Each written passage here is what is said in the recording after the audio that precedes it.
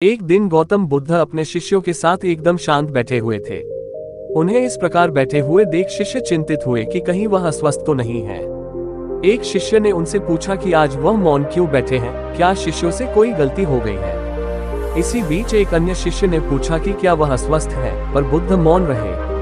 तभी कुछ दूर खड़ा व्यक्ति जोर से चिल्लाया, आज मुझे सभा में बैठने की अनुमति क्यों नहीं दी गई है। बुद्ध आंखें बंद करके ध्यान मग्न हो गए। वह व्यक्ति फिर से चिल्लाया, मुझे प्रवेश की अनुमति क्यों नहीं मिली। इसी बीच एक उदार शिष्य ने उसका पक्ष लेते हुए कहा कि उसे सभा में आने की अनुमति प्रदान की जाए। बुद्ध ने आंखें खोली और बोले, नहीं, वह अछूत है, उसे आज्ञा नहीं दी जा सकती। ये सुनकर शिष्यों को बड़ा आश्चर्य हुआ।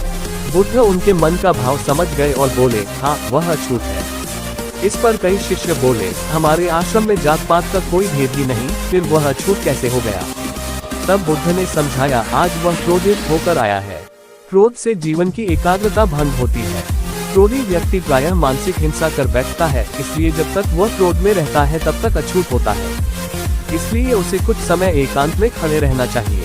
क्रोधित शिष्य भी बुद्ध की बातें सुन रहा था। पश्चाताप की अग्नि में तपकर वह समझ चुका था कि अहिंसा ही मनुष्य का महान कर्तव्य व परम धर्म है। वह बुद्ध के चरणों में गिर पड़ा और कभी क्रोध न करने का प्रण लिया। आशय यह है कि क्रोध के कारण व्यक्ति अनर्थ कर बैठता है और पश्चाताप उसे बाद में होता है, जिसका कोई लाभ नहीं मिलता। इसलिए हमें क्रोध नहीं करना चाहिए।